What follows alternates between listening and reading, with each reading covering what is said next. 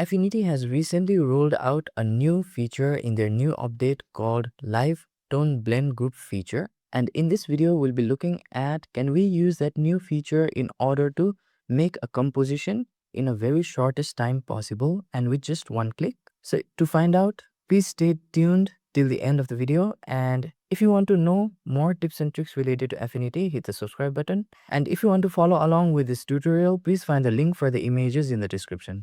Now with that said, let's get started with the video. So to demonstrate this new tool in action, first of all, I'll simply open the Finder window. And inside from the Finder window, we'll simply open our images by simply clicking and dragging it inside of Affinity UI. And now you can see that it has easily opened our images. So this is the background for our composition. Next, we'll bring in our subject image as well. So to bring in our subject image like before, we'll simply click and drag our image to inside of Affinity UI like so. Now this is the subject for our image. So I'll simply resize it like so. For now, to this size and then reposition it at the middle and the center of our background image. Now the next thing that we'll do is we want to get rid of the white background and only retain the information of our subject in this particular image. So in order to do that, we'll use the blend options tool. To access the blend options tool, we can simply click on the cog icon inside of the layers panel by actively selecting our subject layer. Now you can see that we have our blend options here.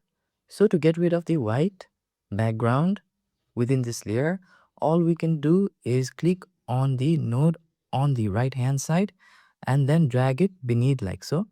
And now you can see that as soon as we do that, all of the white background areas have been blended. And the next thing that you can notice here is we are doing only inside of this property because the source layer ranges property will target only the currently selected layer, which is the subject layer right here.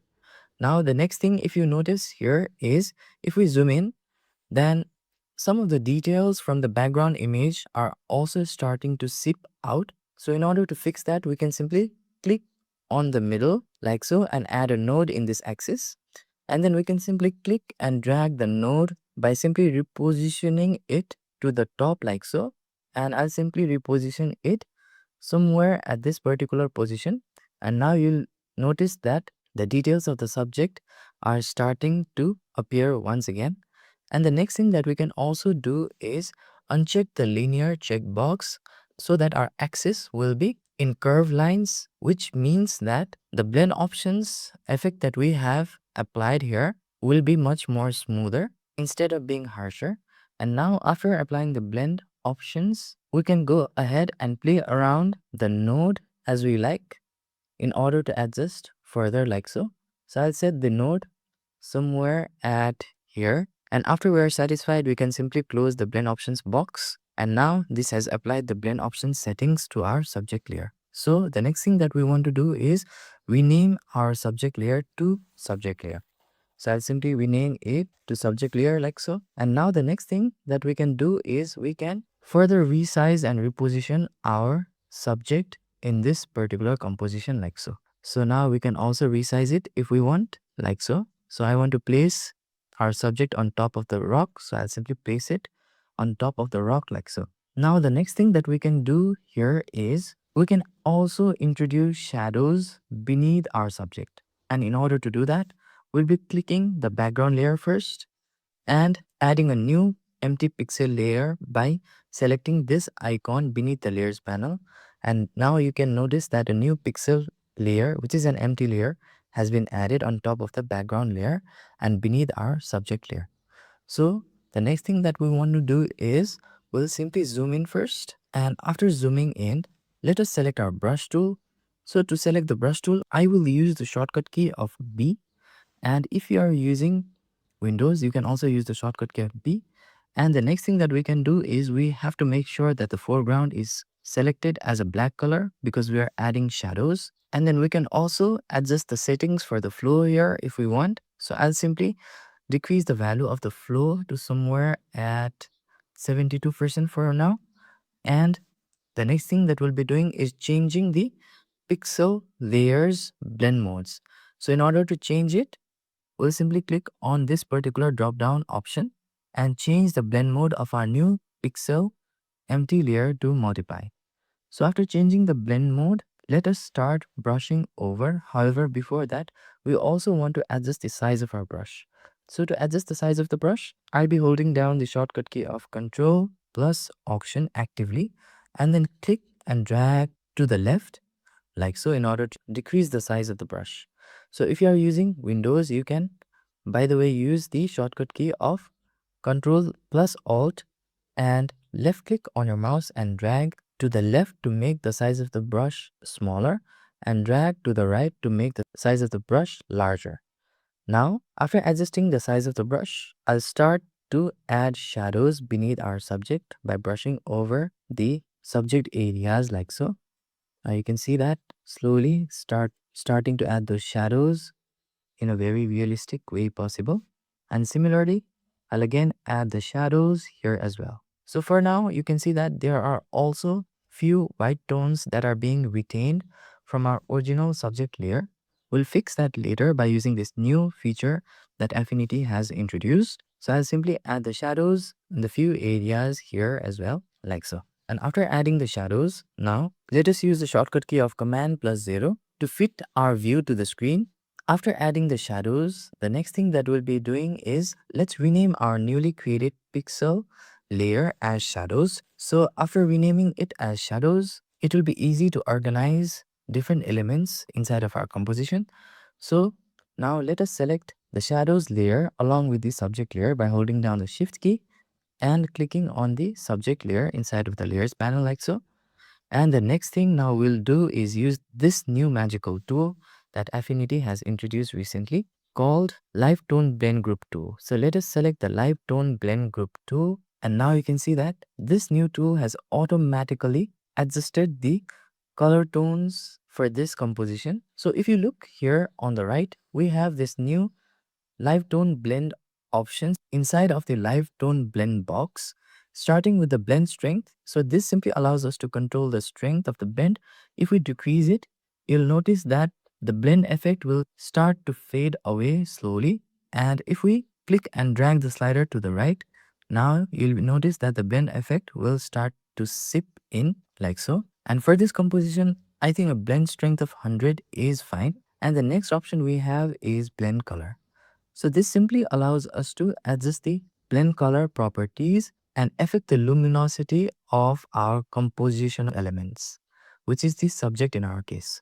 So if we decrease the blend color like so, you'll notice that slowly the colors are also starting to fade away, which are the colors that were consistent with the overall ambience of the background image.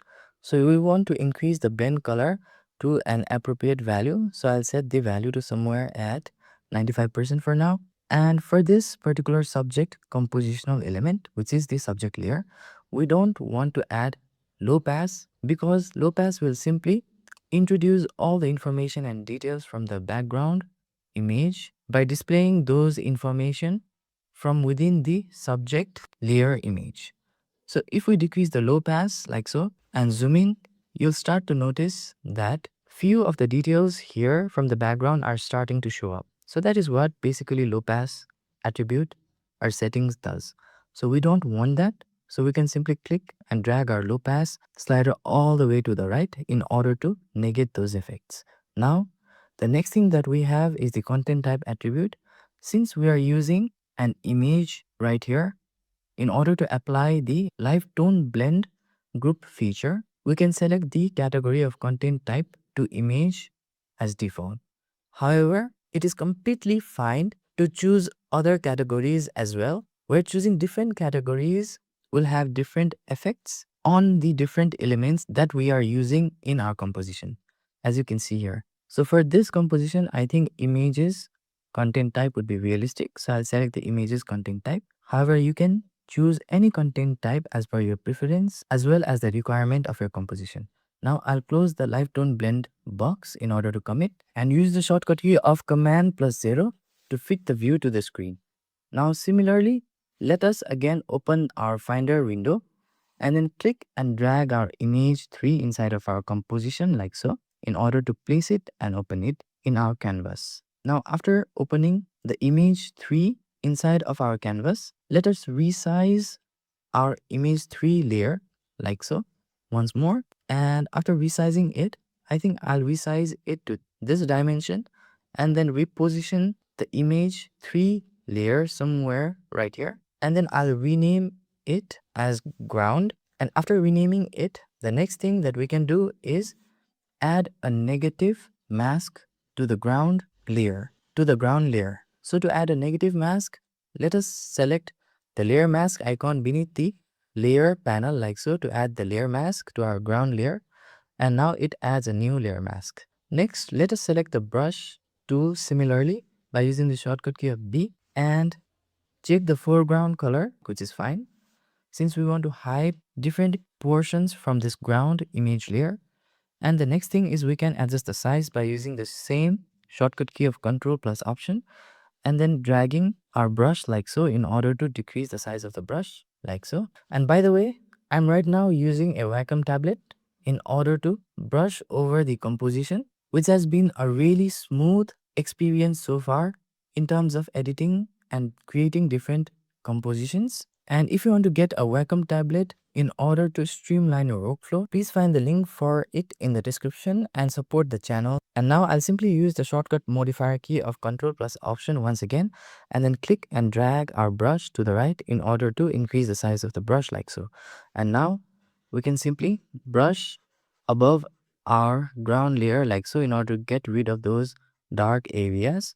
And similarly, we'll simply brush over these areas like so as well. And let us brush over here as well and brush over the other existing areas around our ground image layer like so.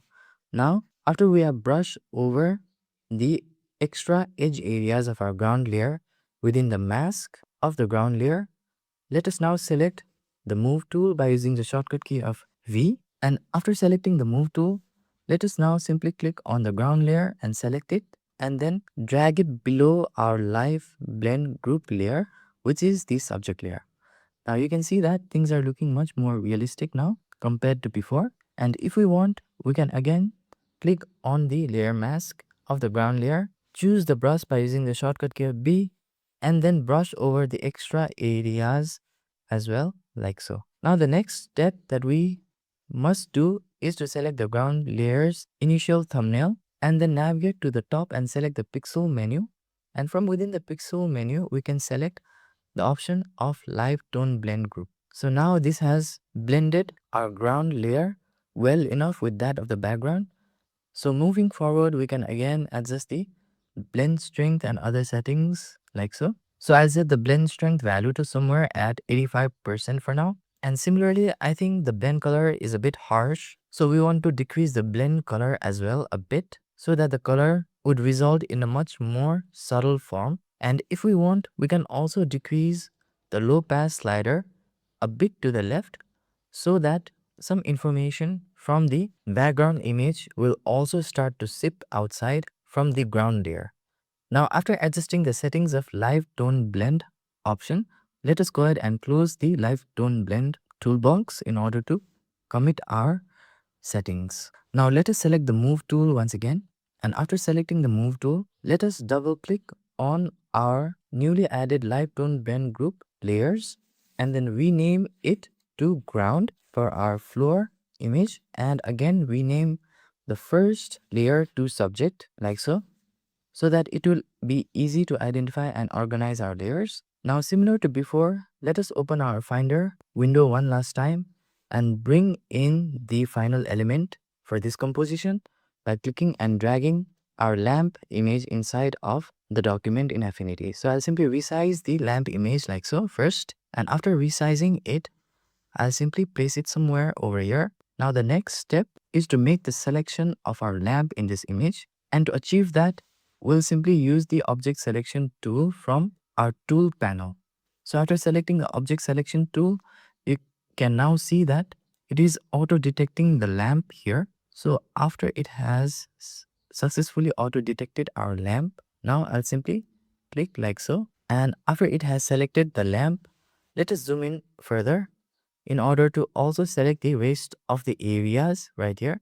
So I'll simply select it, and it has selected the rest of the areas on the top of the lamp as well. And now let us mask our lamp. So to mask our lamp, we'll simply click on the mask layer icon beneath the layers panel, and now it has successfully masked our lamp.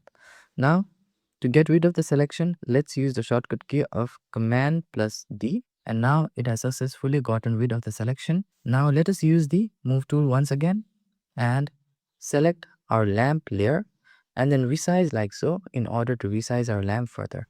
Now let us click the lamp and drag it and position it on top of the wand like so, and we can simply click and adjust it once more. And right now the position of the lamp is being constrained to a certain areas only, so that's because the snapping option has been turned on. Let us turn off this snapping option first, and then again click and adjust our lamp like so to this particular position. And the next thing that we will do is add a new name for our lamp layer and rename it as lamp. Now after renaming our layer as lamp, let's again use the shortcut key of Command plus 0 in order to fit the view to the screen. And similar to before, let us select our initial thumbnail of the lamp layer first. And after selecting our lamp layer actively, let us select the pixel menu item from the top and then select a live tone blend group option like so. And you can see that it has again blended our lamp pretty much well enough with that of the surrounding color tones and ambience. So let us first of all decrease the low pass for the lamp because we want few details to seep out from the transparent areas of the lamp. So I'll set the value to somewhere at 85% for now. The next thing that we can adjust is the blend color. Let us decrease the blend color a bit only to 97%, and let us play around with the blend strength properties as well. So let us set the value of blend strength to somewhere at 92% for now. And finally, now to commit, let us close the live tone blend box once again and then click outside like so in order to get rid of the selection of our lamp layer. So finally, for organization purposes, let us again rename our lamp layer to lamp layer after adding the new live tone blend group feature. So this is how we can use the new feature from Affinity, which is the live tone blend feature in our composition as well as while editing our images inside of Affinity. And the conclusion is this new feature is truly a handy feature inside of Affinity that will absolutely reduce the time to make our final compositional image with just one click. So if you find this video helpful today, please click on the like button. And for more helpful tips and tricks related to Affinity, hit the subscribe button. Thank you for watching this video and see you on the next video.